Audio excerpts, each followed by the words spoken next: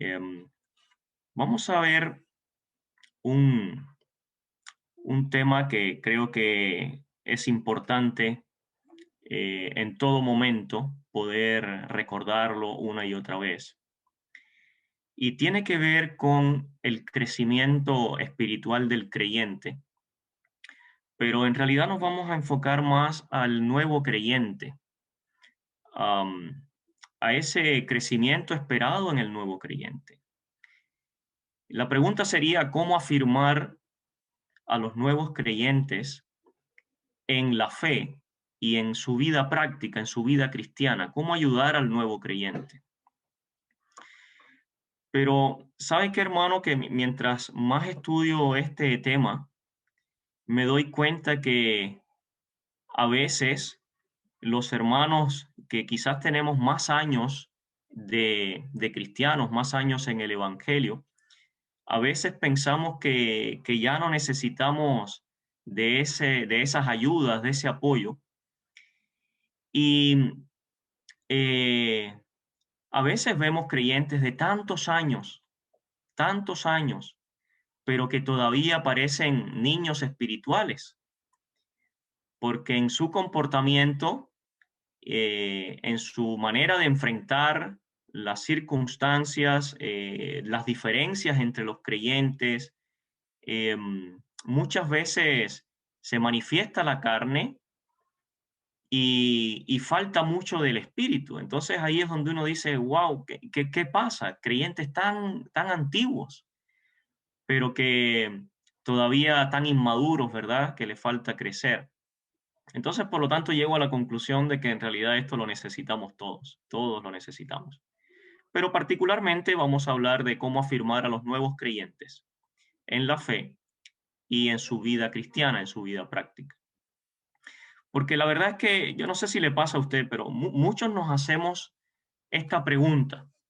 Cuando una persona responde al llamado del Señor y dice haber creído, y la iglesia nos alegramos, los creyentes además nos preguntamos, bueno, ¿y ahora qué? Ahora, ¿cómo ayudamos a esta persona? ¿Qué necesita esta persona para que no vuelva atrás, para que sea afirmada en el Señor? ¿Cierto que nos pasa eso? Nosotros, hay un gozo por aquel que es salvo, pero también al mismo tiempo hay como una preocupación y decimos, ¿realmente habrá creído? ¿Podrá estar firme realmente en el Señor? ¿Qué podemos hacer para que no lo arrastre el mundo, no lo arrastre la carne? ¿Cómo ayudarle? Bueno, y ahí empezamos con esos dilemas.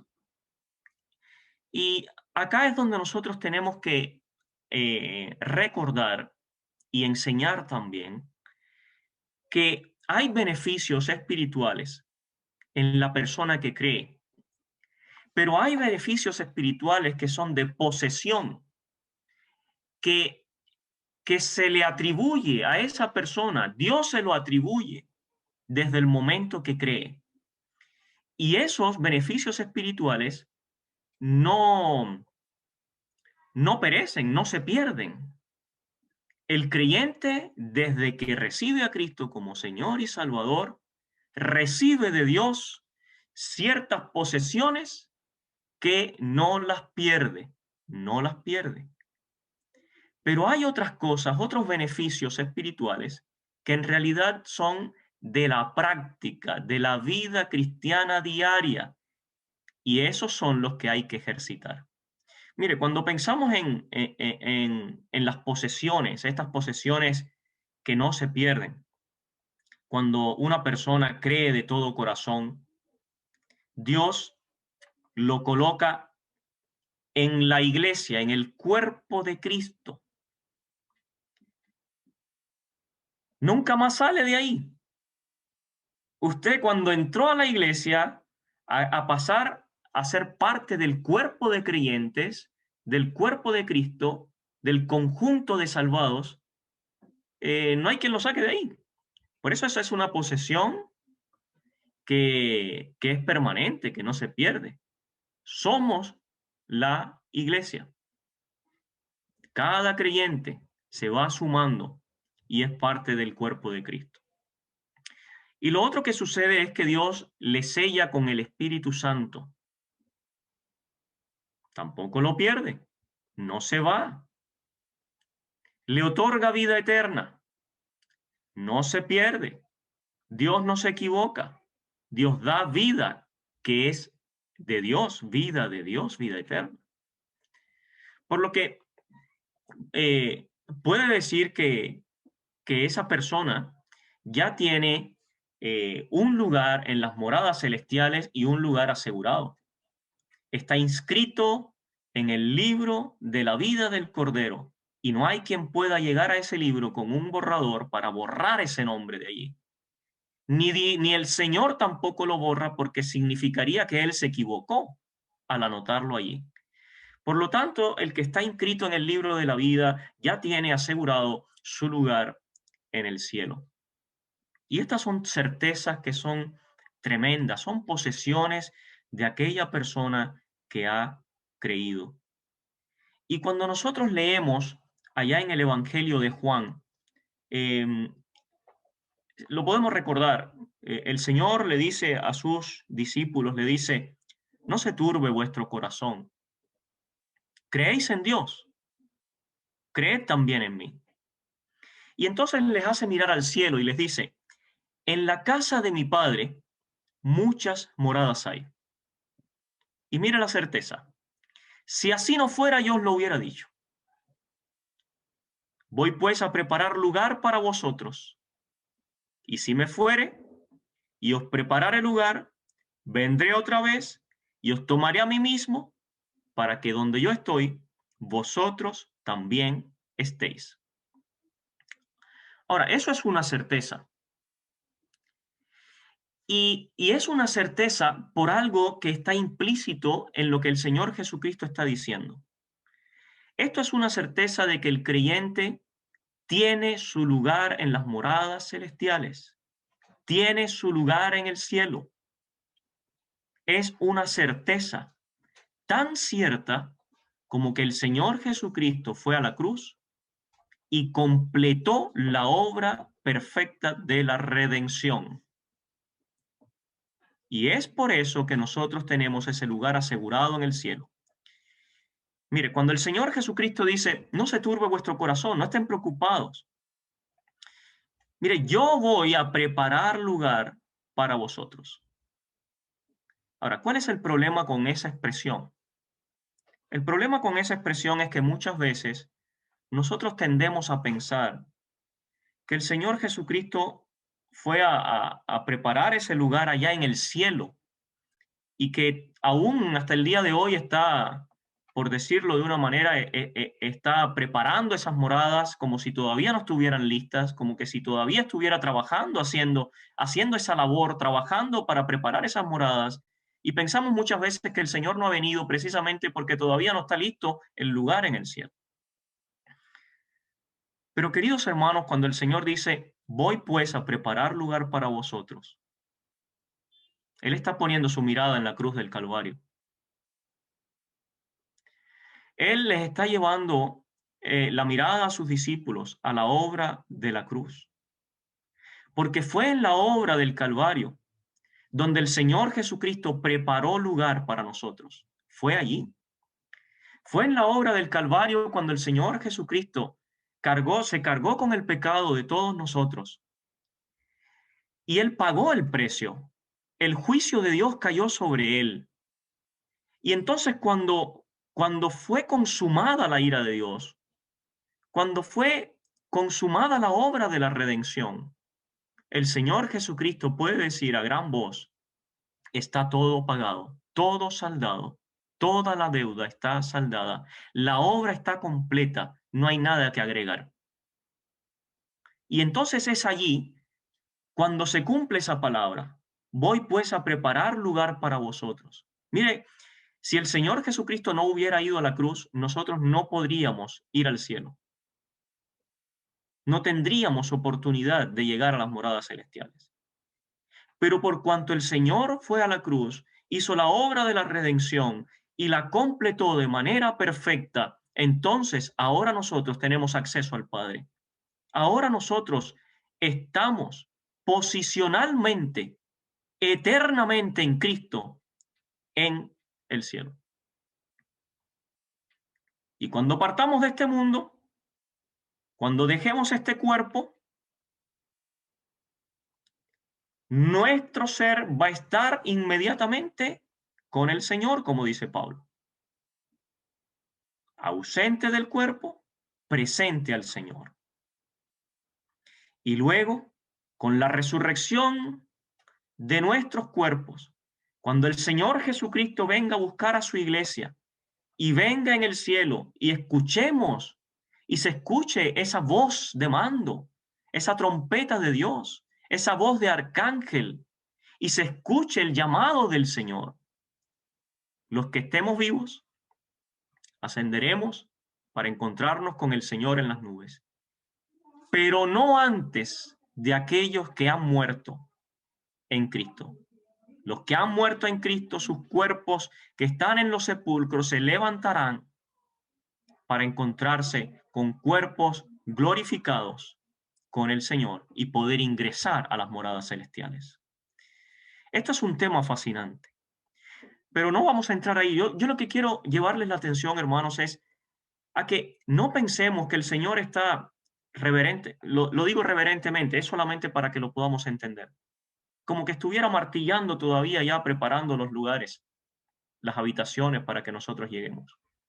La obra fue consumada en el Calvario.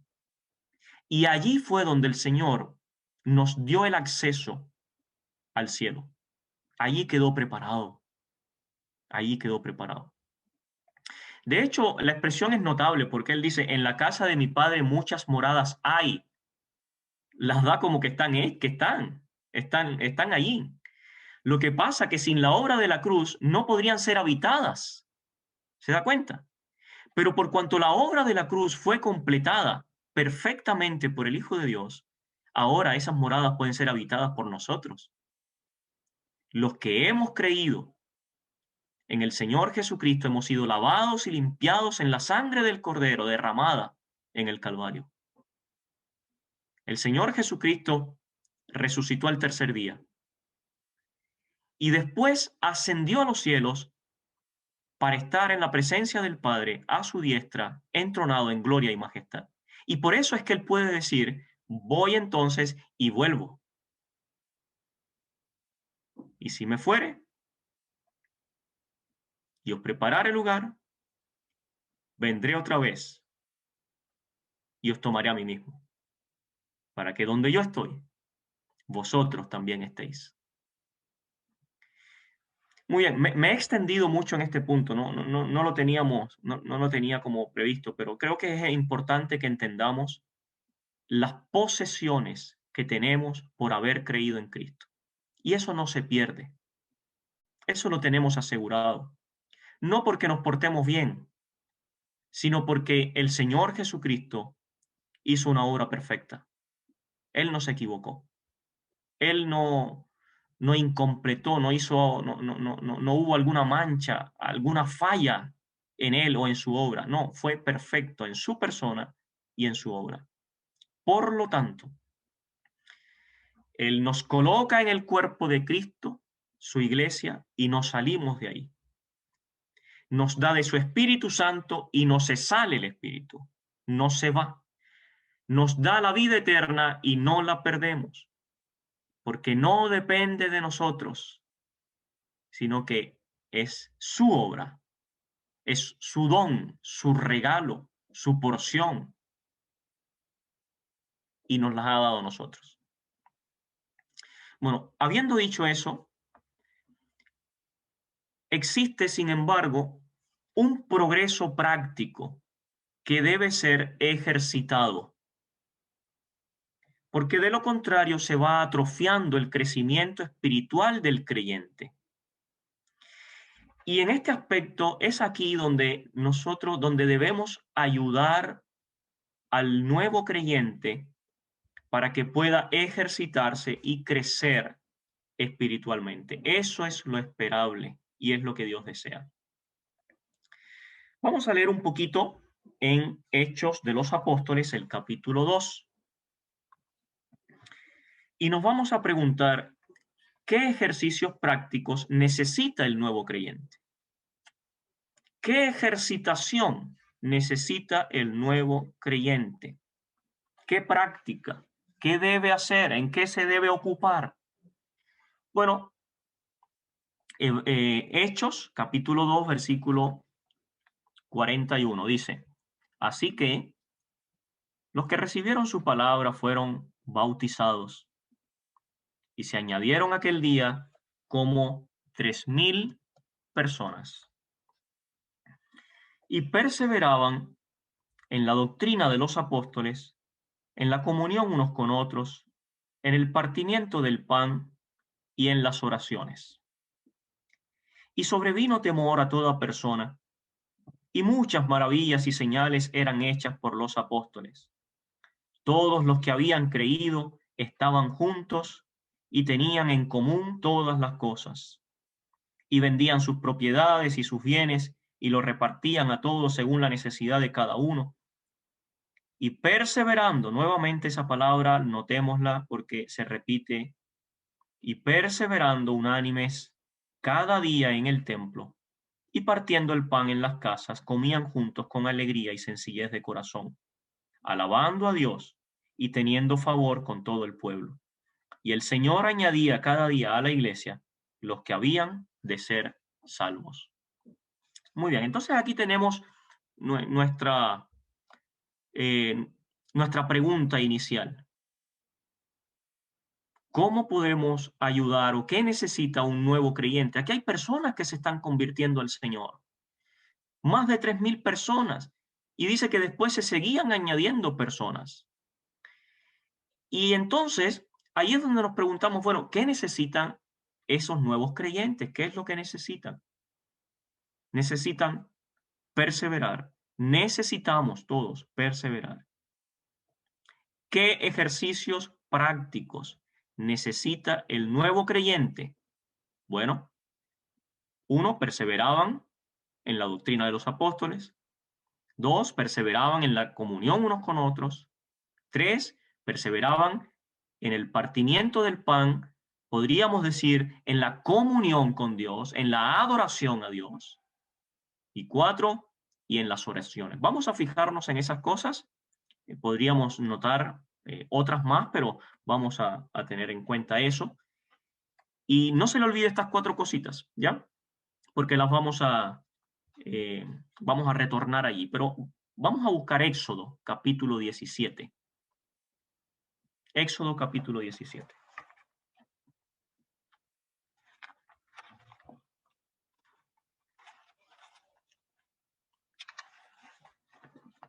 Muy bien, aquí vamos a tener una lectura desde el versículo 8.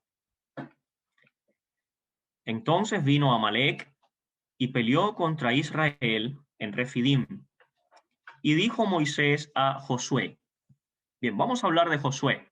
Así que preste atención a este joven. Es un joven creyente. ¿Qué necesita él? Eso es lo que estamos viendo. Bueno, dijo Moisés a Josué, escógenos, varones, y sal a pelear contra Amalec. Mañana yo estaré sobre la cumbre del collado y la vara de Dios en mi mano. Note lo que dice el versículo 10. E hizo Josué como le dijo Moisés, peleando contra Amalec. Y Moisés y Aarón y Hur subieron a la cumbre del collado. Y sucedía que cuando alzaba Moisés su mano, Israel prevalecía. Mas cuando él bajaba su mano, prevalecía Amalec, y las manos de Moisés se cansaban. Por lo que tomaron una piedra y la pusieron debajo de él, y se sentó sobre ella. Y Aarón y Hur sostenían sus manos, el uno de un lado y el otro de otro. Así hubo en sus manos firmeza hasta que se puso el sol. Y Josué deshizo a Amalec y a su pueblo a filo de espada. Y Josué dijo a Moisés, y Jehová dijo a Moisés, escribe esto para memoria en un libro, y di a Josué que raeré del todo la memoria de Amalec de debajo del cielo. Y Moisés edificó un altar y llamó su nombre Jehová Nisi. Y dijo, por cuanto la mano de Amalec se levantó contra el trono de Jehová, Jehová tendrá guerra con Amalec de generación en generación. Muy bien. Ahora, quizás vamos a tener otras lecturas extensas, pero es bueno para entender el punto. Hace un tiempo leí una pequeña reseña de Josué, que entre otras cosas decía que Josué fue un hombre de fe, con una personalidad muy especial, porque no se ve en él una ambición egoísta. Él no buscaba lugar para sí mismo. Y recordamos que cuando él repartió la tierra de Canaán, él esperó que todos los demás fuesen favorecidos y al último, él recibió su propia heredad. En Josué 19:49 dice, después que acabaron de repartir la tierra en heredad, dieron heredad a Josué, al último. Y entonces yo quiero que reflexionemos acerca de algo. ¿De quién aprendió Josué? ¿De dónde formó ese carácter? Esto es importante meditarlo. Y anota al margen algunas referencias acerca de Josué. En Números 11:28 se refiere a Josué como el ayudante de Moisés. Ahora, vamos a ver el progreso de Josué. Números 11:28 dice, entonces respondió Josué, hijo de Nun, ayudante de Moisés, uno de sus jóvenes. Un ayudante. Pero la siguiente expresión está en Éxodo 24:13. Y dice, y se levantó Moisés con Josué su servidor. Ya no se refiere como un ayudante, se refiere ahora como uno que está al servicio y que está en pleno ejercicio de sus dones. Y luego, al final de la vida de Josué, allá en Josué 24:29, Dios se refiere a Josué como siervo de Jehová. Siervo de Jehová. Ahora, evidentemente hubo un progreso de menos a más en la vida de este hombre. Él comenzó como un ayudante, siendo un jovencito, pero terminó siendo viejo, dice que de 110 años, pero sirviendo a Jehová, sirviendo al Señor. Es una vida que va en progreso, es una vida que va en aumento. Y, y eso es muy notable porque es lo que Dios desea de cada uno de nosotros, es lo que Dios espera en cada uno de nosotros. Ahora, ¿cómo llegó Josué a ser el siervo de Jehová? Bueno, recordamos aquellas palabras de Pablo a los Corintios en su primera carta, capítulo 11, versículo 1. Él le dice, sed imitadores de mí, así como yo de Cristo. Josué necesitaba imitar algo. Y para eso Dios usó a Moisés. Pablo también le dice a los Filipenses, capítulo 3, versículo 17, hermanos, sed imitadores de mí y mirad a los que así se conducen según el ejemplo que tenéis en nosotros. Y Moisés fue ejemplo para Josué. Ahora, ahí en el collado habían tres. No sé si lo notamos. En el collado estaba Moisés, Aarón y Hur. Y quisiera que pensáramos en esto. En nuestro entorno, en nuestras iglesias locales, hay muchos hermanos, hay muchos creyentes. Pero Pablo hace una distinción y dice, mirad a los que así se conducen, según el ejemplo. Y Josué aprendió de Moisés. Estaba también Aarón, estaba también Hur, pero Josué aprendió de Moisés.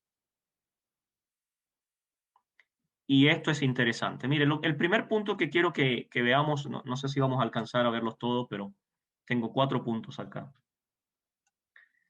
El primero es que vamos a hablar de una relación, esa relación que se produce entre el joven creyente y aquel de quien está aprendiendo, de quien necesita aprender. Y vamos a hablar de una relación de enseñanza y aprendizaje.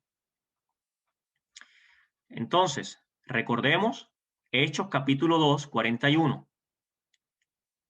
¿Se acuerdan? Les dije que no lo perdiéramos. ¿Qué dice? Perseveraban en la doctrina de los apóstoles. Muy bien, entonces el primer punto es una relación de enseñanza y aprendizaje. Entonces, en primer lugar, los nuevos creyentes necesitan la compañía de creyentes fieles. Los nuevos creyentes necesitan ejemplos dignos de imitar. Para los creyentes del primer siglo, los referentes eran los apóstoles.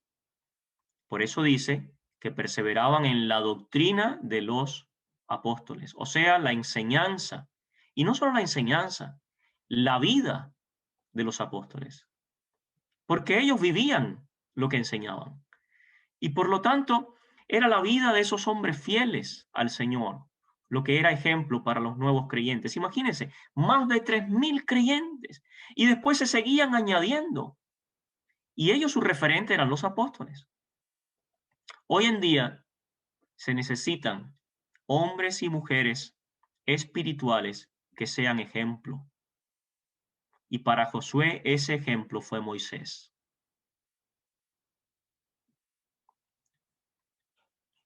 Acá en Éxodo 17, donde hemos leído, Moisés es el guía espiritual.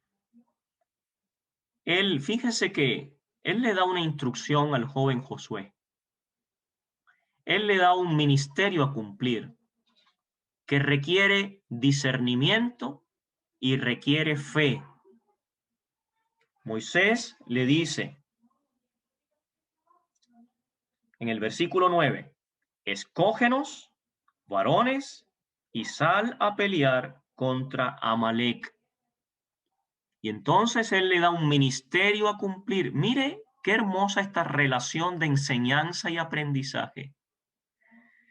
Moisés no dice, este joven, no, vamos a usar a los más viejos, porque los jóvenes no, tienen mucho que aprender, no nos sirven. No, todo lo contrario. Él toma a este joven y le empieza a enseñar y le empieza a usar y le da un ministerio de tremenda responsabilidad que requería de Josué, mire, discernimiento y fe. Discernimiento porque tenía que escoger los varones adecuados.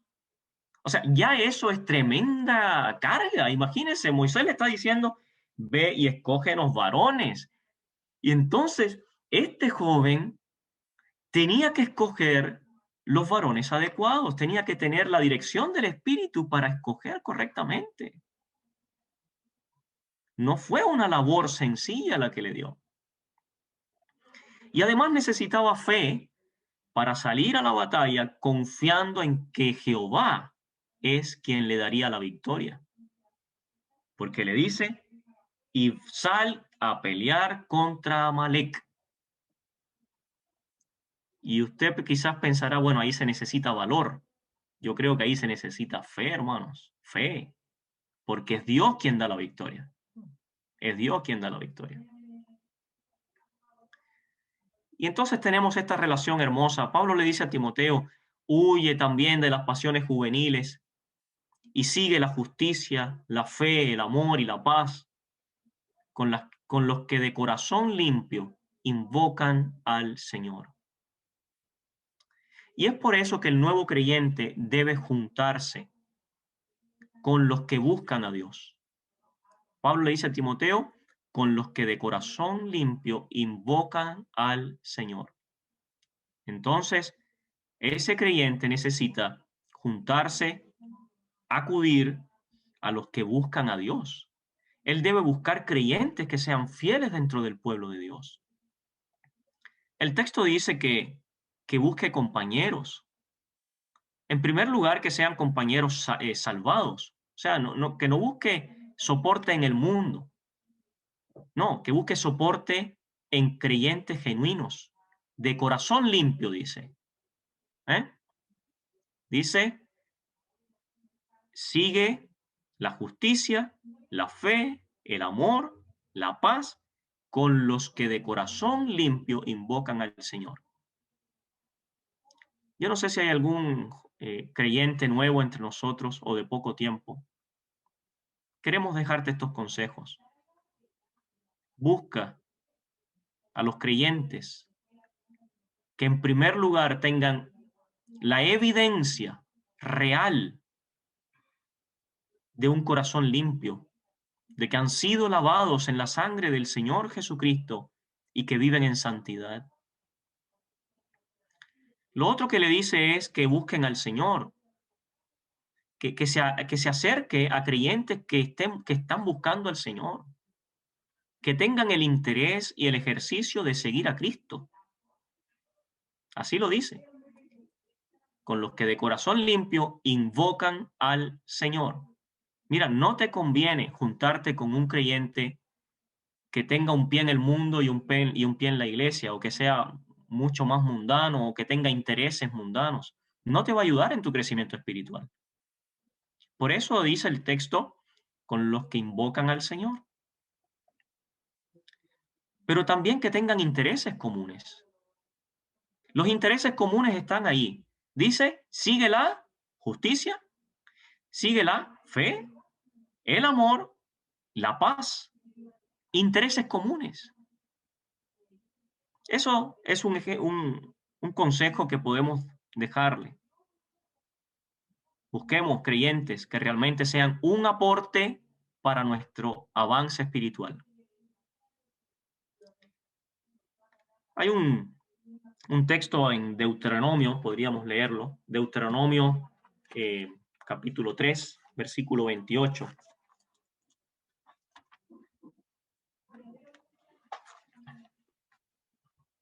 Deuteronomio 3, 28 dice: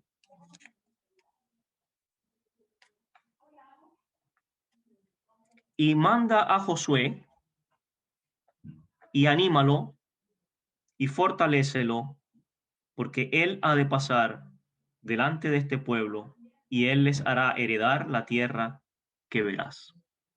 Muy bien, es el Señor Dios dándole instrucciones a Moisés.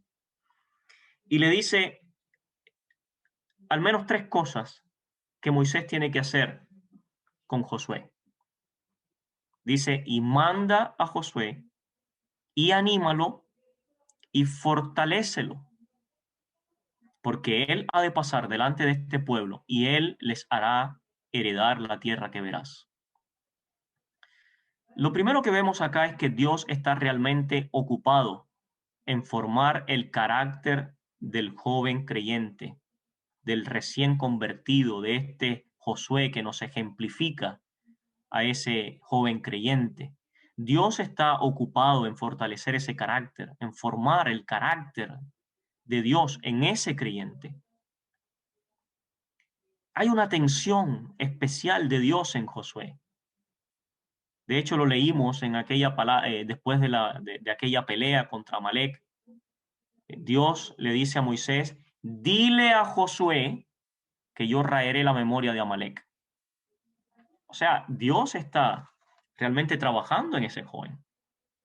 Ahora, hay tres cosas acá que le dice Dios a Moisés. Le dice, manda a Josué. Y lo que le está diciendo ahí es, oriéntalo, úsalo, disciplínalo. O sea, manda a Josué. Mandar implica hacer ir, encargarle o encomendarle algo. El apóstol Pablo tantas veces le dice a Timoteo, te encargo, te encomiendo, te encargo. Eso es lo que debemos hacer con los jóvenes creyentes, con los nuevos creyentes. Estamos hablando de jóvenes creyentes, pero en espíritu, espiritualmente. Yo creo que eso se entiende, ¿verdad? Hay creyentes que se convierten al Señor a los 80 años, avanzados en edad, y aún así podríamos decir que son niños espirituales y ellos necesitan también esta instrucción y este compañerismo, esta ayuda. Entonces, manda a Josué, oriéntalo, úsalo, disciplínalo, encomiéndale, encárgale labores, encárgale que use sus dones, que se ejercite en la oración, que se ejercite en la oración en público. Yo me acuerdo cuando yo a los 17 años me convertí al Señor, cómo me animaron a orar al Señor la primera vez en público. Me, me temblaban las rodillas y la garganta, la voz me temblaba. Pero para eso se necesita el ánimo de los creyentes. Manda, manda. Dale propósito a ese joven creyente para que sea fortalecido. El joven creyente debe estar, además, debe estar dispuesto, debe estar atento para el llamado. Bueno, lo segundo que le dice el Señor a Moisés es, anímalo. Y la idea es incentivarlo a cobrar ánimo para realizar una labor. Anímalo. El apóstol Pedro, hablando a los ancianos, les dice, apacentad la grey de Dios que está entre vosotros, cuidando de ella, no por fuerza, sino voluntariamente, no por ganancia deshonesta, sino, dice, con ánimo pronto. Anima a la grey, anima a los creyentes. Dice, no como teniendo señorío sobre los que están a vuestro cuidado, sino siendo ejemplos de la grey. Y ahí está Moisés, siendo ejemplo, animando. Y lo tercero que le dice el Señor a Moisés es, fortalécelo, fortalece a Josué. Y esto tiene que ver con darle al nuevo creyente palabras de poder, palabras contundentes de parte del Señor. Enseñanza, enseñanza que los hagan fuertes, firmes. El creyente necesita ser instruido en doctrinas básicas, en el fundamento de la fe que es Jesucristo. Y eso también implica orar por él, doblar las rodillas por ese nuevo creyente.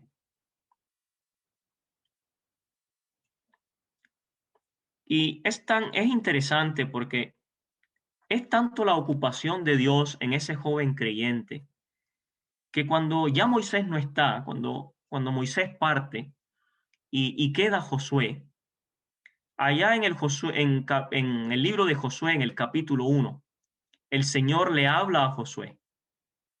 ¿Y se acuerda qué es lo que le dice? Le dice esas mismas palabras.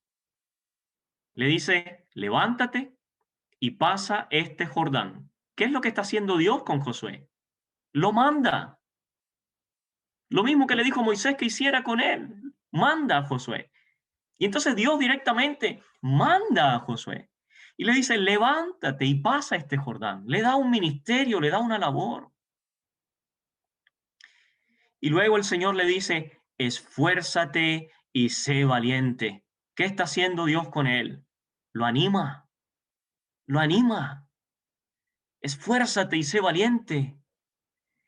Y después le dice el Señor, lo fortalece y le dice, como estuve con Moisés, estaré contigo. No te dejaré ni te desampararé. Lo fortalece, le da fundamento bíblico para que él esté confiado y seguro. Y eso es lo que necesita el creyente. Ahora, entre paréntesis, estamos hablando de Moisés como aquel guía, ¿verdad? Pero en realidad el creyente tiene un primer guía que es infalible, que no falla, y es el Espíritu Santo. El Espíritu Santo es nuestro ayudador. El Espíritu Santo es el que el que nos fortalece, el que nos anima, el que nos manda. Esa labor es del Espíritu Santo. Esa labor la está haciendo Dios permanentemente en nosotros, así como Dios le dijo a Josué: levántate, pasa este Jordán, esfuérzate, sé valiente, como estuve con Moisés, estaré contigo, no te dejaré ni te desampararé. Eso es lo que hace el Espíritu Santo hoy día contigo y conmigo, querido hermano. Pero además necesitamos el ejemplo de Moisés, el ejemplo de creyentes que sean dignos de ser imitados. Y por eso nos estamos refiriendo a esta relación entre Moisés y Josué. Pensemos por un momento en el gozo que hay en los cielos por cada pecador que se arrepiente al Señor. Hay un gozo indescriptible delante de los ángeles del Señor, de Dios en el cielo. Eso es lo que declara el Señor allá en la parábola de la oveja perdida y de la moneda perdida. Ahora, es indudable que junto con ese gozo, con esa alegría indescriptible que hay por cada pecador que se arrepiente, que es salvado, junto con ese gozo también hay una preocupación permanente de Dios para que ese nuevo convertido pueda crecer y estar firme, que se fortalezca y que crezca. Y esa misma preocupación debería estar en nosotros por cada creyente, por cada creyente. Muy bien, entonces hablamos de esta primera relación entre Josué y Moisés, una relación de enseñanza y aprendizaje. Pero la segunda, el segundo punto que quería ver es una relación de roles bien definidos. Roles bien definidos. Ejercicios bien establecidos, bien marcados, que cada uno sepa cuál es su don, su ejercicio espiritual. Esto es muy importante. Recordamos nuestro texto de Hechos capítulo 2, 41, ¿verdad? Ya, ¿qué decía entonces? Perseveraban. Punto número 2 era en la comunión unos con otros. En la comunión unos con otros. De esto vamos a hablar un poquito, estos roles, este ejercicio de cada creyente. Los diferentes miembros, aunque con diferentes roles, con diferentes dones, pero debemos buscar objetivos comunes. Objetivos comunes. Vamos a tener, vamos a avanzar un poquito más rápido, pero allá en Números capítulo 11, versículo 24.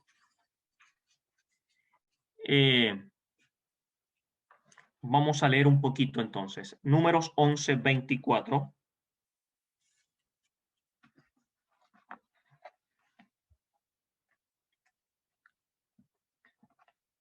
Dice, y salió Moisés y dijo al pueblo. Recuerden que aquí vamos a ver roles bien definidos.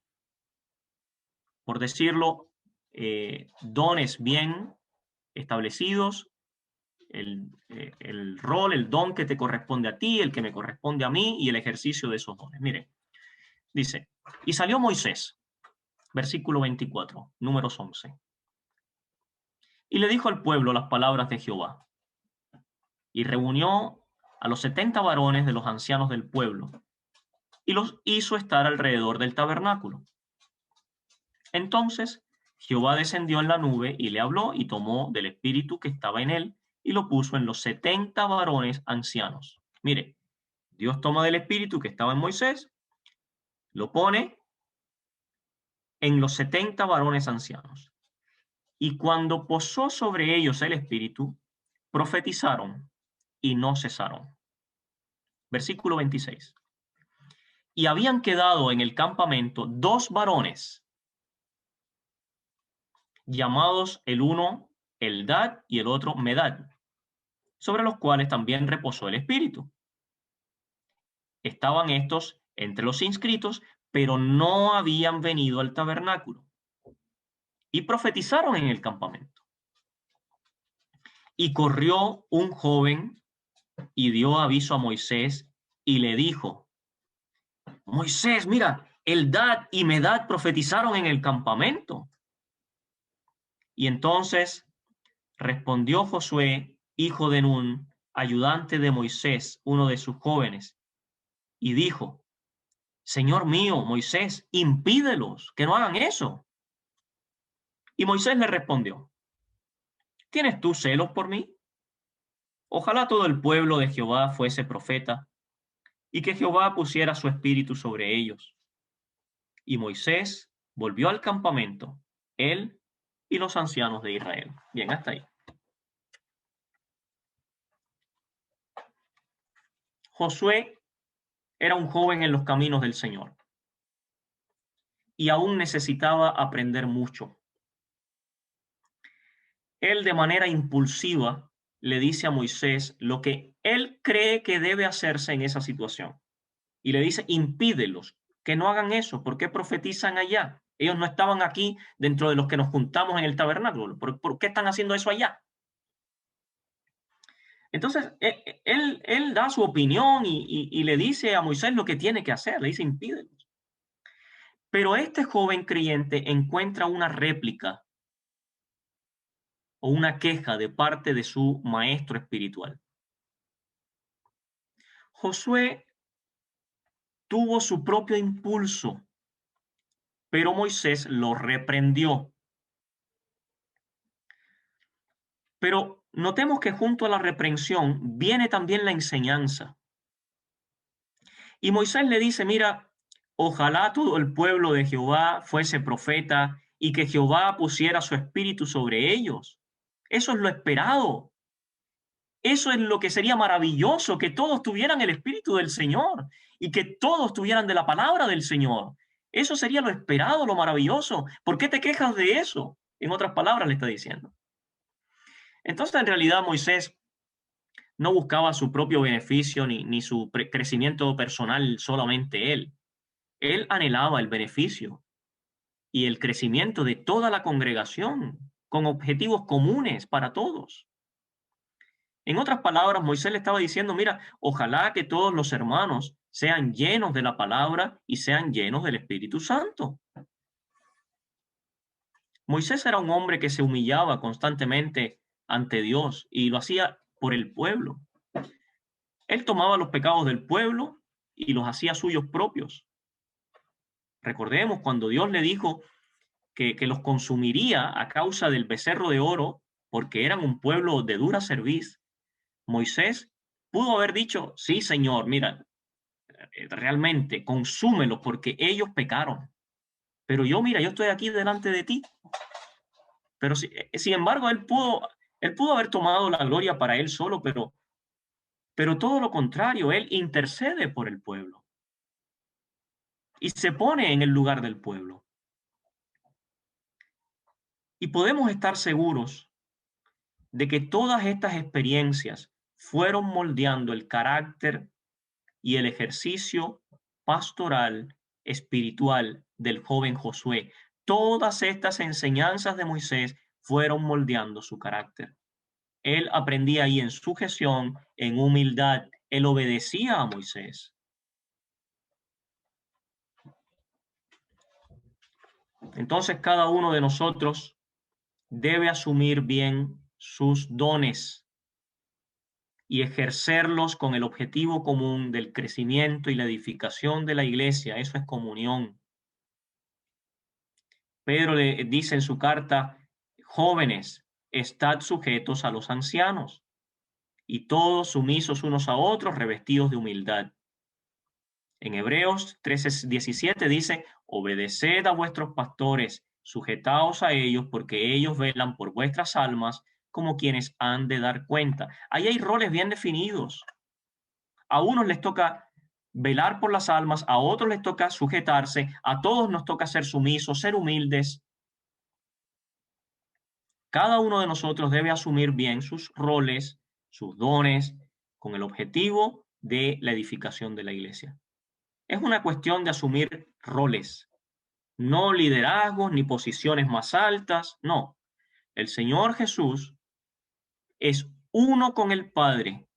En cuanto a posición, es uno con el Padre, pero en cuanto a su ejercicio, en cuanto a su rol, el Hijo está en perfecta dependencia del Padre. Y eso tenemos que aprenderlo. Muy bien, creo que vamos a llegar hasta ahí. Recordemos los puntos que vimos en esta ayuda que debemos darle a los jóvenes creyentes, pero recordemos, es para todos nosotros. Necesitamos una relación que se fortalezca en la enseñanza y el aprendizaje. Y necesitamos una relación que se fortalezca en ejercicios espirituales bien definidos. Hermano, ejercítate en lo que Dios te ha dado y yo en lo mío, y todos juntos con el propósito de edificar la iglesia. Y así el creyente va creciendo, así el creyente va madurando. Si le faltan estas cosas, va a ser un creyente que no crece, mundano, terrenal, mirando a las cosas del mundo, mirando atrás, cayéndose muchas veces. Así que estos ejemplos y enseñanza de la palabra de Dios, tomémosla y ojalá la pongamos por obra. Muchas gracias, hermanos, por la invitación. Ha sido un gusto. Que el Señor bendiga su palabra.